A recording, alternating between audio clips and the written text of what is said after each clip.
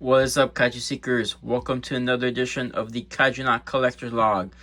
Here we have the Godzilla 1969 figure by Sunguts Toys. I picked this guy up at the Japan Kaiju Attack event over at Monster Patrol. You may have already seen my little vlog video I did over there. Vlogging my experience going to the event. And I just want to say hats off and shout outs to those guys because I think they did amazing work with the event. Went off with pretty much without a hitch there, I would say, Nothing went wrong, and it was just really fun to go see. And I'll get into more of that later, but looking at this guy first, of course, you have the amazing sculpt. And with Sofubi toys, you'll mostly always get a great sculpt, depending on either the style or just the way they want to go about it. But this one here is both stylized in a way to where it's kind of been like shrinkified, chibified in a way, but still retains that amazing detail. And looking closer at it, you can just see all the amazing scale details, all the grooves, ridges, things like that, all the different types of just detail going into things like I don't know what you call these things, like rivets or the linings of the tail. You have the amazing details on the chest and the muzzles or the little jowls there, as well as even on the dorsal plates. You have all those little bumps and grooves, divots, things like that. It gives it that really amphibious feel of Godzilla. Very true to the suit and design, which the design itself I think is an amazing design for a hero-esque Godzilla. I think that's like the perfect hero Godzilla for the Showa era. One of the favorites up there, I would definitely say. There's a few more villainous Godzillas I think top it, but in terms of hero Godzillas, this guy's the best. And then with details and sculpting out of the way, looking at the paint is amazing. It has this cool little baby blue for the vinyl plastic itself, and then for some highlights you have the chest and stomach area that's in that cool acrylic green. The acrylic green on the dorsal plates here help bring out that little texture I mentioned, and they just again help it pop in that cool cartoonish pop art style that I was going for. And then you have the claws and the talons, whatever you want to call them, for the with that cool little acrylic. I don't know if acrylic's the right word, but that's what's coming to my mind. For the cool little gold there on it, really helps it stand out. Everything's very nice and complimentary.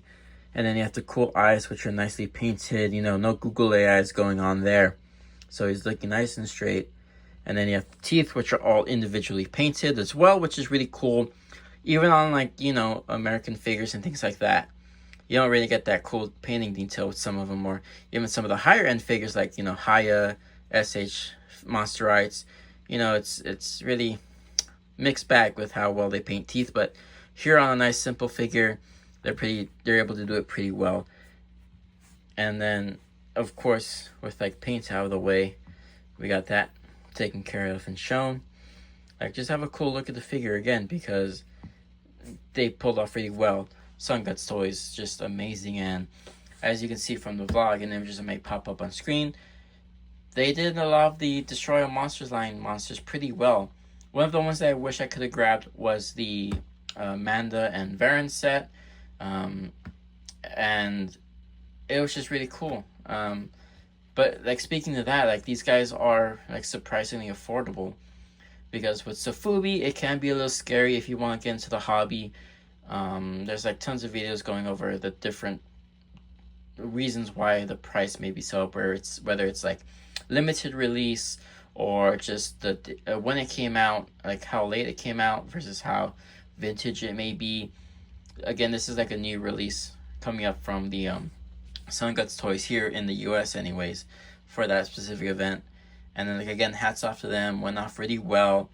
I got to get acquainted with some of the people going there, and I'm also well acquainted with the people who run the shop. Paul and his wife, very nice people. I've met them on numerous occasions at different events there in the Little Tokyo area. And again, this is all in Little Tokyo, Los Angeles. So if you're ever in the area or you live nearby, I definitely recommend checking them out. over at Monster Patrol Toys. It's next to the Little Tokyo Mall area, which I've visited before in another vlog, so definitely check them out. And again, the event was just really fun to go visit and see. It happened on the 21st and 22nd, but I think everything sold out by the first day. There's only like some small scraps that were available the second day, as well as online the next day. And, you know, things just went off like with a bang. So, really fun to see. Again, just hats off to those guys. But, yeah. Here is the, again, Godzilla 1969 Sofubi figure. And, you know, for size, it's pretty small. I want to say they're like around like 5.5 inches maybe. Here's another one of my Godzillas for size. This is like the 3.5 inch figure from Bullmark. And again, it's not that big, but not too small. And I love figures that are in that scale, you know. You know me. I love more fun size things, but there you have it, guys. There is a look at this figure here. Again, shout out to Monster Patrol, Sunguts Toys, and also shout out to One Up Toys, who was there as well. They had some cool stuff there featured and released. So check all these guys out. Alright, Kaiju Seekers, thank you so much for watching today's video. Let me know what you guys think of this figure down below. And did you guys go check out the event yourself? Pick up anything good? Tell me all about it in the comments below. And again, I am an ambassador for Advanced CG, so check out the description on how you can get a 10% off code for your order. And without further ado, thank you, Kaiju Seekers. Over and out.